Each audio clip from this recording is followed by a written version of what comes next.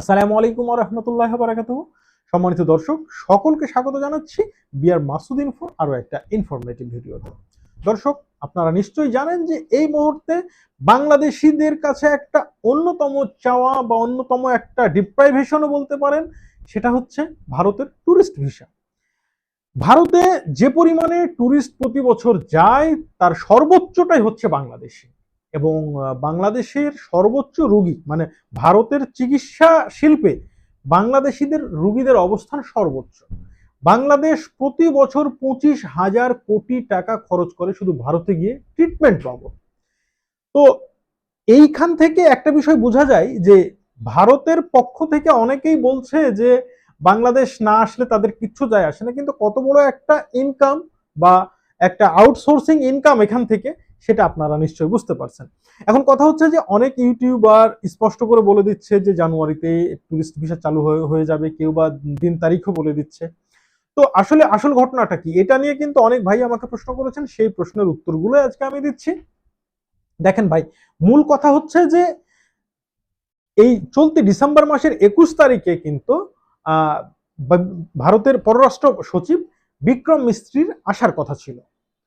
তিনি তার ট্যুরটা চেঞ্জ করে 9 ডিসেম্বর এসেছিলেন, 10 ডিসেম্বর তিনি বিভিন্ন মিটিং বা বৈঠক করে আবার চলে গিয়েছেন।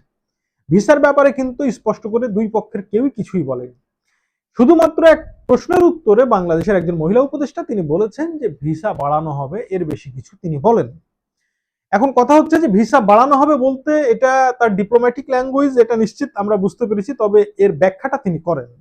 সুতরাং যেহেতু ব্যাখ্যা করেননি, আমরাও স্পষ্টভাবে কিছু বলতে পারছি না। তবে ওই মুহূর্তে দিল্লি থেকে আমি যে নিউজ কালেক্ট করেছিলাম যে অল্প সময়ের মধ্যে, অর্থাৎ জানুয়ারি মাসের মাঝামাঝি বা প্রথম অর্ধাংশে হয়তো টুরিস্ট ভিসা চালু হয়ে যেতে পারে।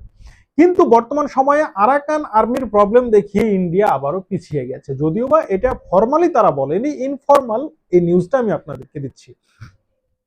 এটাকে কেন্দ্র করেই তারা আবারও তাদের কার্যক্রম পিছিয়ে নিয়েছে। শুধুমাত্র মেডিকেল ভিসা চালু আছে নামকা ওয়াস্তে, যত দিন যাচ্ছে স্লটের পরিমাণে তত কমে যাচ্ছে।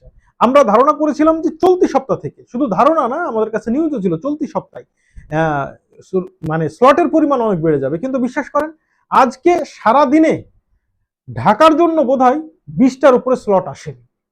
সারা বাংলাদেশে বোধহয় 100টা স্লট আজকে দিয়েছে কিনা সন্দেহ। শুধুমাত্র চট্টগ্রামে একটু বেশি পরিমাণে স্লট গেছে, চট্টগ্রামে আবেদনকারীও কম। এই হচ্ছে অবস্থা। তো ট্যুরিস্ট ভিসার আপাতত কোনো সম্ভাবনা দেখছি না। তবে একটা কথা বলে রাখি অনলাইন প্ল্যাটফর্মে, যে আজকে আমি যে বক্তব্যটা দিচ্ছি সেটা আজকে পর্যন্তই কারেক্ট আছে, আগামীকালকে যে কোনো সিদ্ধান্ত হতে পারে। সুতরাং আগামীকালকে যে আমার বক্তব্যটা ঠিক থাকবে বিষয়টা কিন্তু এমন নয়। সকলকে ধন্যবাদ। আসসালামু আলাইকুম।